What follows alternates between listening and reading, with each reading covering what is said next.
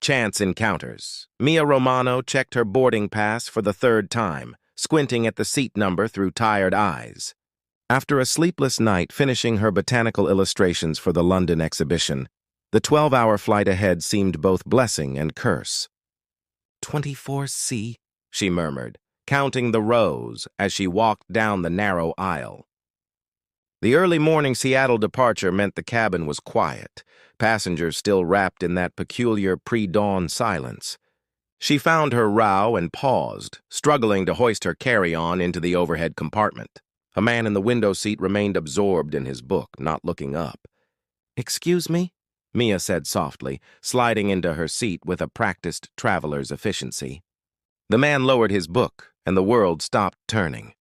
Elijah Bennett, the same sharp jawline, the same deep-set hazel eyes that had once looked at her like she was his entire universe. 3 years had added subtle lines around his eyes and a touch of silver at his temples, but she would have recognized him anywhere. Recognition flickered across his face, followed by shock, then something unreadable. "Mia," he said, her name sounding both familiar and foreign on his lips. She gripped the armrest, suddenly grateful for the stranger in the aisle seat, creating a buffer between them. Elijah? 3 years since she'd said his name aloud. 3 years since he'd walked away without explanation, leaving behind an engagement ring and half-written wedding invitations. "I didn't—" He stopped, cleared his throat. "How have you been?" The banality of the question in the face of their history almost made her laugh. Almost. "Fine," she replied, the word clipped. Working, traveling, surviving, she didn't say. The flight attendant began the safety demonstration, and Mia fixed her gaze forward, grateful for the distraction. 12 hours. She had to endure 12 hours beside the man who had shattered her heart and disappeared. Elijah shifted in his seat, his shoulder briefly brushing hers. The contact sent an unwelcome jolt through her body, a reminder of what once was. "I'm heading to London for work," he offered after the demonstration concluded. Architecture conference. Of course. The career he had always been passionate about. The one constant in his life that hadn't changed. "Botanical illustration exhibition," she responded, not looking at him. "My work was selected for the Royal Horticultural Society showcase."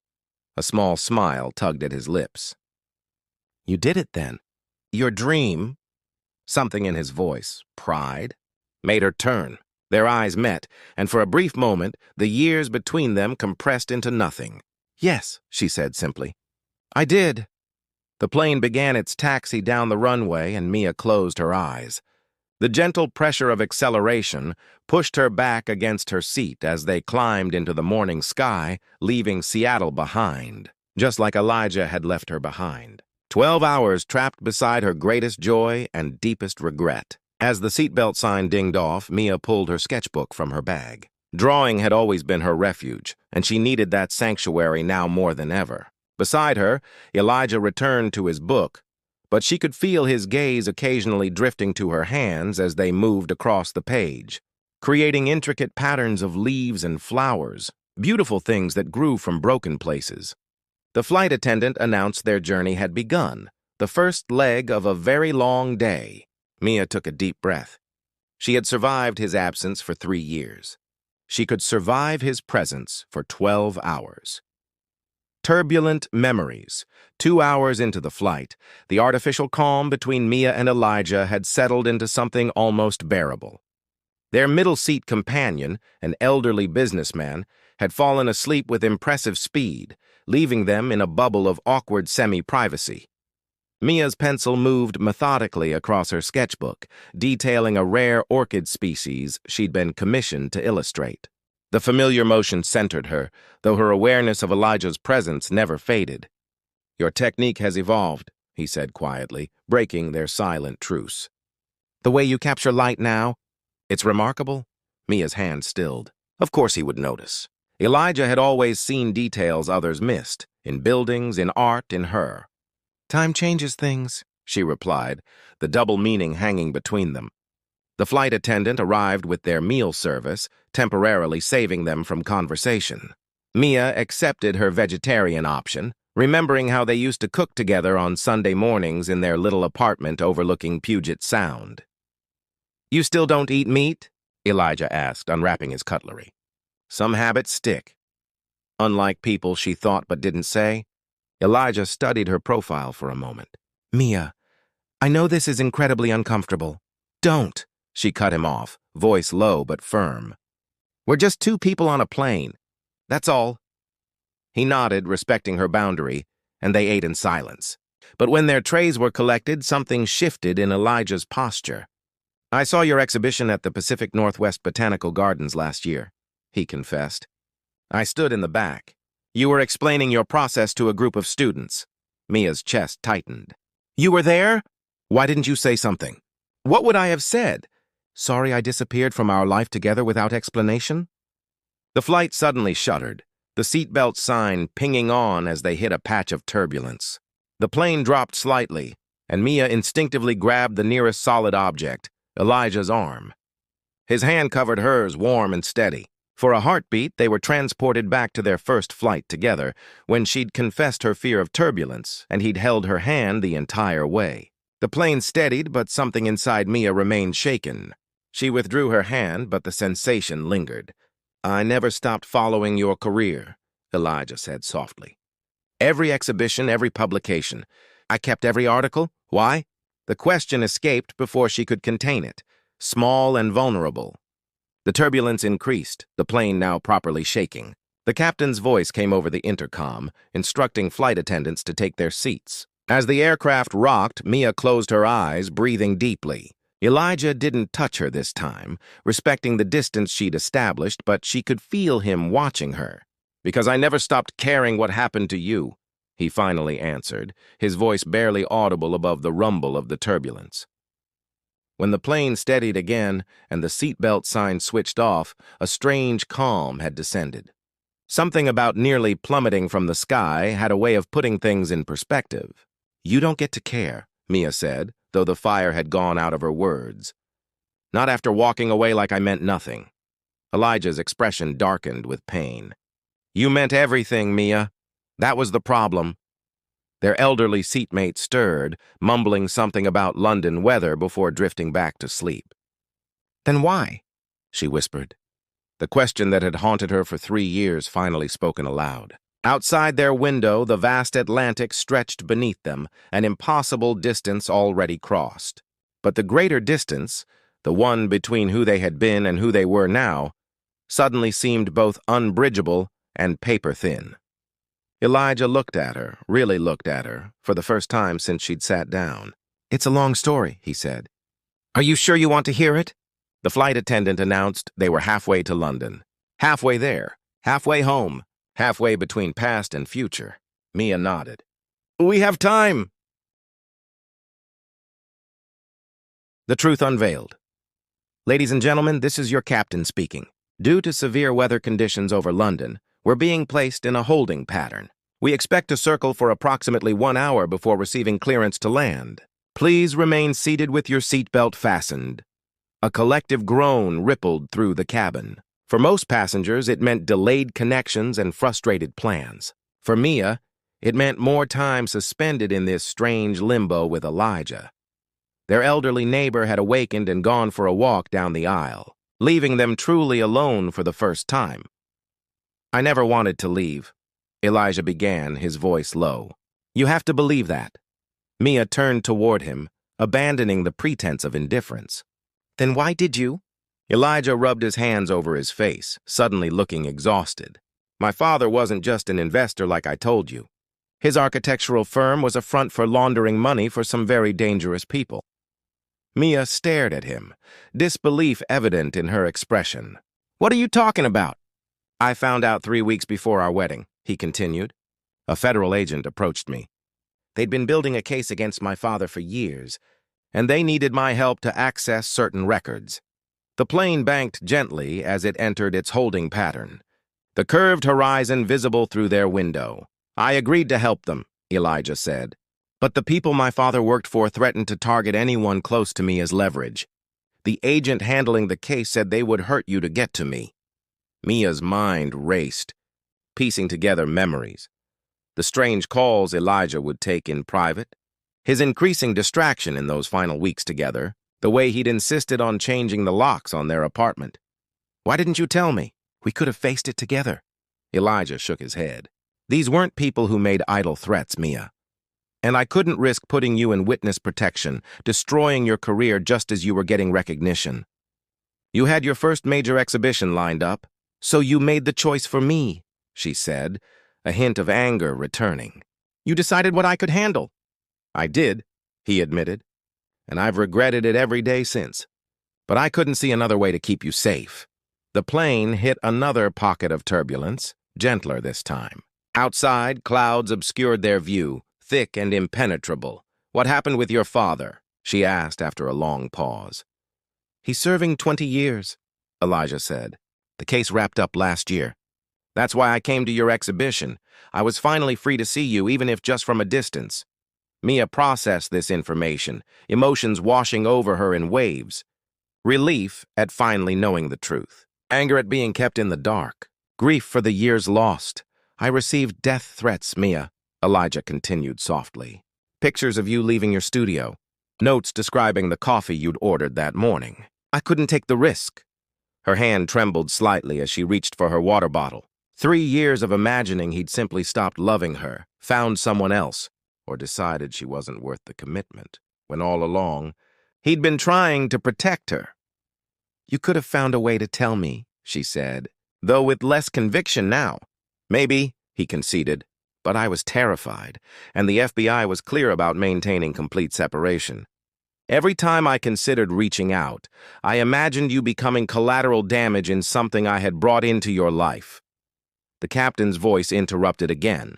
Announcing continued delays due to weather, Mia looked at Elijah, really looked at him, and saw the weight he'd been carrying. The sacrifice he'd made thinking it was for her benefit. I don't know what to say, she finally admitted. You don't have to say anything, Elijah replied. I just needed you to know it was never about not loving you enough. It was about loving you too much to risk your safety. The flight attendants began another round of beverage service. The ordinary routine continuing around their extraordinary conversation. Mia stared at the clouds outside, lost in thought. The truth had finally been unveiled, but what was she supposed to do with it now? Part 4. Second Chances. The plane continued its circular path above London, the city occasionally visible through breaks in the cloud cover, a patchwork of lights and history waiting below. Their prolonged time in the holding pattern had created a strange bubble, detached from real life and consequences. We were good together, weren't we? Mia asked, breaking the silence that had settled between them after Elijah's revelation. Before everything happened, a gentle smile softened his features. We were the best. Memories cascaded through Mia's mind, Elijah sketching building designs while she painted beside him, their creative energies flowing in comfortable parallel. Weekend hikes through Washington's forests, where she'd collect specimens for her illustrations, the way he'd learned the Latin names of plants just to make her smile. I tried to hate you, she admitted. It would have been easier, I know. I would have preferred your hatred to your hurt. Their elderly neighbor had returned to his seat, but was now engrossed in the in-flight entertainment, headphones firmly in place. What happens now? Mia asked, the question that had been hovering between them since his confession. Elijah's gaze was steady. That depends on you. I'm not asking for forgiveness, Mia, or for things to go back to how they were. That would be unfair after everything. Then what are you asking for? He considered his answer carefully. A chance to know who you are now, the person you've become in these years apart. The flight attendant passed by, informing them they'd been cleared to begin their descent within 15 minutes. Reality was approaching. The end of this suspended animation where past and present had collided. I've changed, Mia said. I'm not the same person you knew. I wouldn't expect you to be. I'm different too. She studied his profile, noting the new maturity in his face. Your designs were featured in Architectural Digest last spring. The community center in Detroit. Surprise flickered across his features. You saw that? I kept tabs on you too, she confessed. Professional curiosity, I told myself. A tentative smile passed between them. the first genuine one they'd shared in 3 years. The plane banked again, beginning its final descent into London Heathrow. Below them, the Thames cut through the city like a silver ribbon, landmarks coming into focus. "I have 3 days before my exhibition opens," Mia said carefully. "And London has some remarkable botanical gardens." Elijah turned to her, hope cautiously blooming in his expression. "Are you suggesting—" "I'm not suggesting anything permanent," she clarified. "But maybe coffee. A walk through Kew Gardens. A conversation without airplane seats between us." "I'd like that," he said simply, the understatement evident in his voice. The landing gear deployed with a mechanical rumble, reality rushing toward them at hundreds of miles per hour. "This doesn't mean I've forgiven you," Mia said, needing to establish this boundary.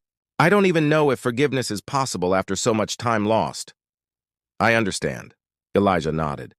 "I'm not asking for a relationship, Mia, just the chance to reintroduce ourselves.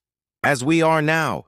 The plane descended through clouds, the ground approaching rapidly. In moments, they would land, collect their belongings, and step out into London, no longer protected by the strange liminality of flight. "I need time to process everything," she said. "This is a lot to take in." "Of course." He reached into his pocket and extracted a business card, offering it to her. "If you decide you want that coffee, I'm staying at the Langham." Mia accepted the card, their fingers briefly touching in the exchange. The small contact sent a familiar warmth through her hand. A sensation she had convinced herself she'd forgotten. "Prepare for landing," announced the captain. As the plane touched down on British soil, Mia realized that endings and beginnings often looked remarkably similar from a certain angle. New Horizons London embraced them with typical British weather. A fine mist that wasn't quite rain but managed to dampen everything nonetheless. Mia stood beneath the overhang outside Heathrow's Terminal 5, watching travelers rush toward waiting taxis. Elijah stood several feet away, respecting her space while they waited for their respective transportation. They had parted at customs with awkward politeness, the spell of their airborne confessions broken by the fluorescent lights and passport control queues. Now, in the gray London afternoon, reality settled around them like the mist. "My hotel is sending a car," Elijah said, breaking their silence. "I could give you a ride if you'd like." Mia shook her head. "I've arranged a shuttle to South Kensington. The gallery provided accommodation nearby." He nodded, hands tucked into his coat pockets. The distance between them, mere feet of wet pavement, somehow felt greater than the Atlantic they had just crossed together. A sleek black car pulled up, and Elijah's driver emerged, collecting his luggage. The moment of decision had arrived. "Well," Elijah said, "I meant what I said on the plane. The card has my number if you—" "Tomorrow," Mia interrupted, the word surprising them both. "Kew Gardens opens at 10. I could meet you there." Something in Elijah's expression softened. Not quite a smile, but the shadow of one. "I'll be at the main entrance at 10. He hesitated, then stepped toward her. For a breathless moment, Mia thought he might embrace her, but instead he simply met her gaze directly. "Thank you," he said quietly, "for listening, for considering." Then he was gone, disappearing into the car that soon merged with London traffic. Mia watched until his car vanished, then turned her attention to her ringing phone. The gallery curator was calling about final arrangements for her exhibition. "Yes, I've just landed," she answered, stepping back into her professional persona with practiced ease. But as she spoke about installation schedules and lighting requirements, her mind kept drifting to tomorrow morning. Later that evening, after checking into her hotel and unpacking her most delicate illustrations, Mia stood by the window overlooking the London street below. Rain fell properly now, street lamps creating golden pools on the wet pavement. She held Elijah's business card in her hand, turning it over repeatedly. 3 years of questions had been answered, but new ones had taken their place. Could they rebuild something from the ashes of what was lost? Did she even want to try? Her phone chimed with a message, a colleague wishing her luck with the exhibition. The screen showed the date and time, 9:17 p.m. In less than 13 hours, she would see Elijah again, this time by choice rather than coincidence. The botanical illustrations she'd brought to London represented years of work, detailed studies of plants that survived against incredible odds, species that adapted to harsh conditions, that found ways to bloom even after devastating forest fires. Life finding a way forward, changed but persistent. Mia placed Elijah's card on the nightstand and opened her sketchbook. Her pencil moved across the page, creating not a precise botanical study, but something more impressionistic. Two silhouettes against a horizon, with space between them but facing the same direction. Morning arrived with surprising sunshine breaking through clouds. Mia dressed with care, choosing comfortable shoes for walking garden paths. At 9:58, she stood at Kew Garden's main entrance, watching visitors stream through the gates. She spotted Elijah immediately, standing slightly apart, gaze searching the crowd. When he saw her, his expression transformed with a hope so naked it nearly took her breath away. "You came," he said simply as she approached. "I did," Mia replied, offering a tentative smile. Together they turned toward the entrance, where centuries-old gardens waited to be explored. Behind them lay a past they couldn't change. Before them stretched unknown possibilities, a new horizon neither had anticipated when boarding yesterday's flight. "Where should we start?" Elijah asked as they passed through the gates. Mia considered the map in her hands, the branching paths representing choices and directions. "Let's just walk," she suggested, "and see where the path takes us." As they stepped forward together, neither knew exactly where they were heading. But for the first time in 3 years, they were moving in the same direction. And that, Mia thought, was somewhere to begin.